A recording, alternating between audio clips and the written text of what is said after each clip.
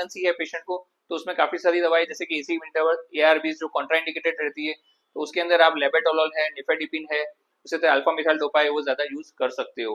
उसी तरह से पेशेंट डायबिटिक है और उसके साथ उसको अर्ली सीकेडी है, पोटेशियम लेवल ठीक है, तो उसके अंदर आप पेशेंट को एसी इनहिबिटर्स या एआरबीज प्रीफर्ड रहती है। एसी इनहिबिटर्स और एआरबीज को आपको साथ में नहीं देना है क्योंकि उसका कोई एडेड एडवांटेज नहीं होता, लेकिन साइड इफेक्ट जो होती है वो बढ़ जाती है। उसी तरह से पेशेंट को अगर एसी इनहिबिटर इंड्यूस कफ है या एसी इनहिबिटर इंड्यूस उसको एंजियोइडिमा हुआ हुआ है, तो उसको एसी इनहिबिटर्स अवॉइड करनी है। पेशेंट को सीवियर एओर्टिक स्टेनोसिस है तो कैल्शियम चैनल ब्लॉकर्स अवॉइड करनी है। उसी तरह से कोई जो ओल्ड एज पेशेंट है उसमें आप डायूरेटिक देते हो तो पोस्चरल हाइपोटेंशन का आपको ध्यान रखना है। उसी तरह से अल्फा ब्लॉकर्स देते हो तो उसके अंदर भी पोस्चरल हाइपोटेंशन होता है, तो आपको उस चीज का ख्याल रखना है। जब आप एल्डर पेशेंट, एम्लोडिपिन की साइड इफेक्ट है पीडल इडीमा, तो अगर पेशेंट को पीडल इडीमा है तो आपको एम्लोडिपिन बंद करके उसको डायूरेटिक, उसी तरह से आपको डायूरेटिक्स और बीटा ब्लॉकर का कॉम्बिनेशन थोड़ा अवॉइड करना चाहिए क्योंकि डायबिटीज होने के रिस्क जो है वो बढ़ जाती है।